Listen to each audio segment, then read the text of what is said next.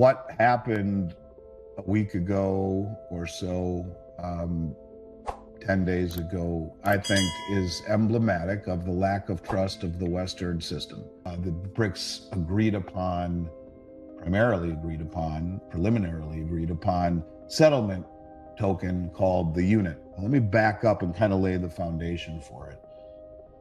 So there was the G7 meeting in Italy not too long ago, maybe a month or two ago, that coincided with the BRICS meeting in Novograd.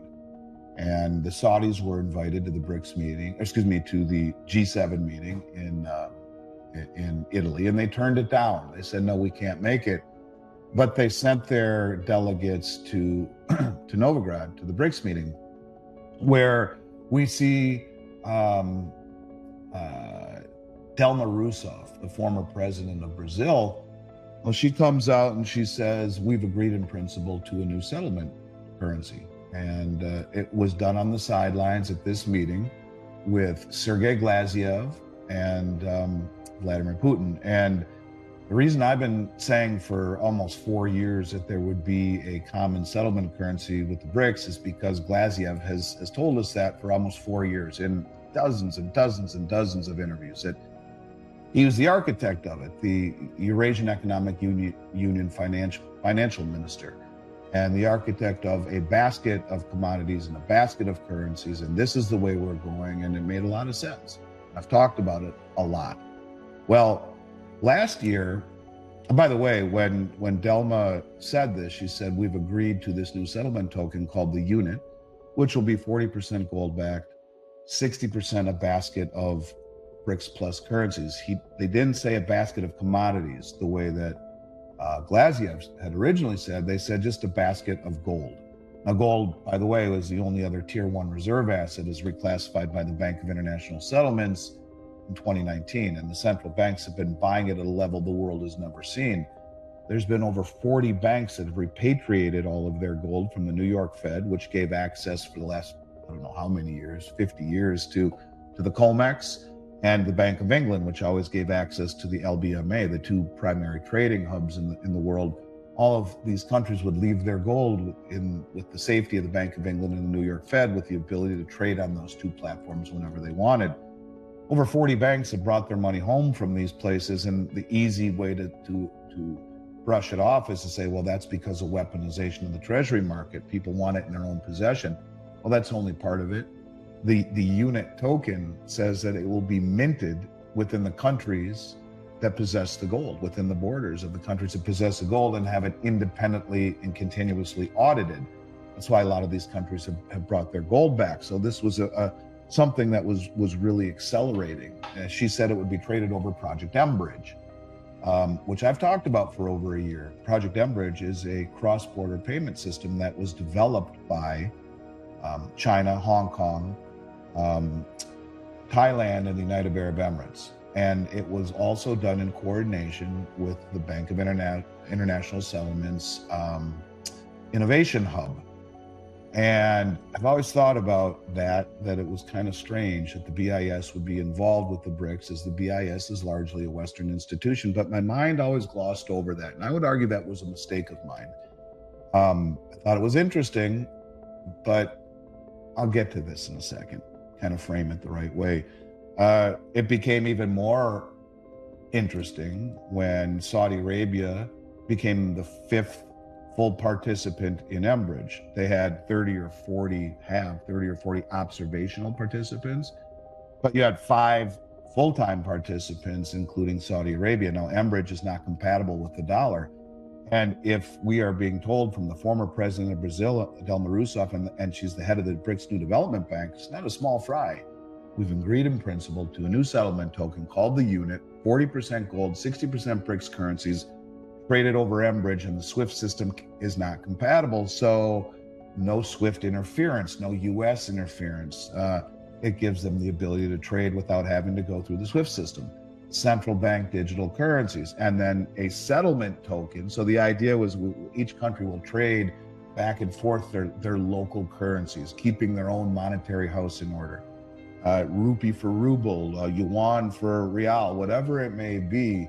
And then the ability, if For example, I have too much rupee, I don't want anymore, or maybe I just want something different for selling you my energy or my commodities. I want the unit token. Great, we've agreed upon it in principle.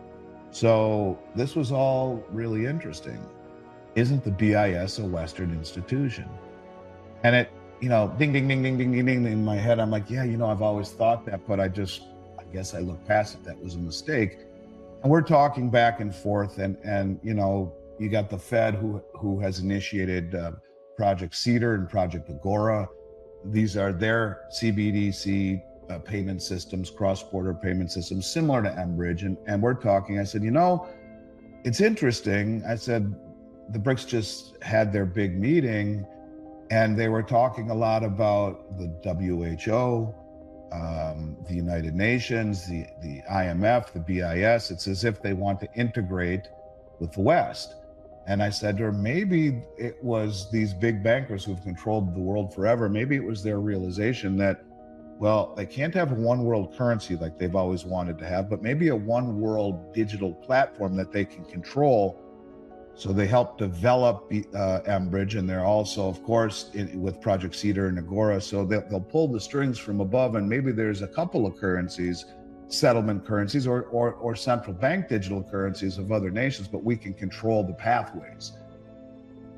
And then we went with that for that. Yeah, that makes sense, but I don't know. Well, let me get to the point what I'm getting at here. What just happened by the BIS, I find to be an indictment of the West. It's right out of a James Bond movie. It's espionage, as far as I'm concerned. mBridge, which would trade the new settlement token, was developed by China, Hong Kong, Thailand, UAE, and Saudi Arabia just became the 5th full-time member. Backed by the BIS Innovation Hub, right? So this has been going on for 4 years, the development of this program, and the technology primarily comes from China.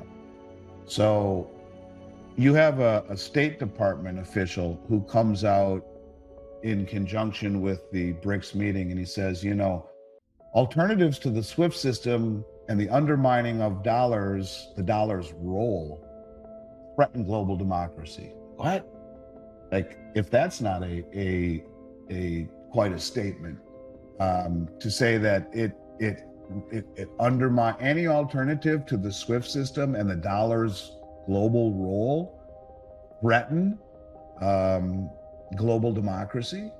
Paul Krugman, the talking head economist, he says de-dollarization is in fact impossible because there just aren't any good alternatives.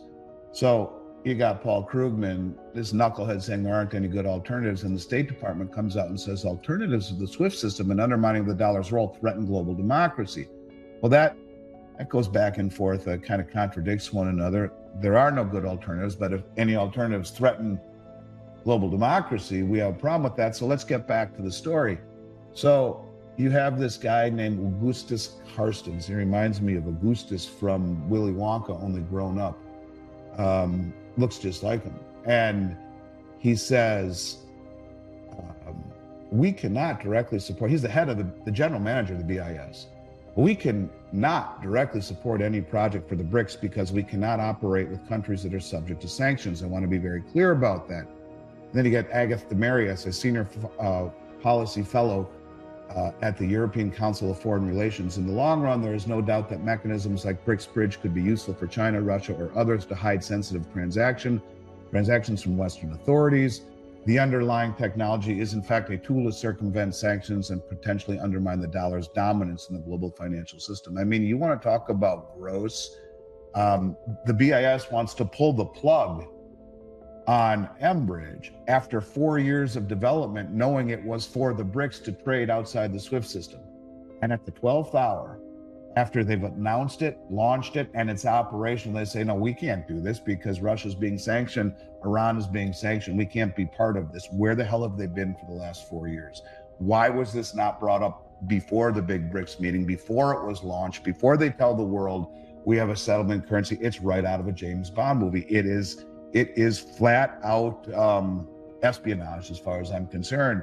And they just figured this out, I guess is what I'm trying to say, Anthony. So What this is going to do is crystallize the resolve of these countries. Why would they ever want to hold our treasuries when we can do this last minute, underhanded, dirty thing, saying, well, the BIS can't stand behind the BRICS doing this and their ability to trade free from SWIFT because it undermines, because they're being sanctioned by the West. But the sanctions on the West, by the West, are what is the rallying cry for the rest of the world. Look, it's okay for us to give $200 billion to the Ukraine and without congressional oversight, Stinger missiles and F-16 jets, but it's not okay for China to give any help to Russia, where Janet Yellen says to CNN, we're okay with Xi Jinping and Putin being buddies, but if she gives one penny to Russia, and the Russian war machine will sanction their banks, their companies in Beijing itself.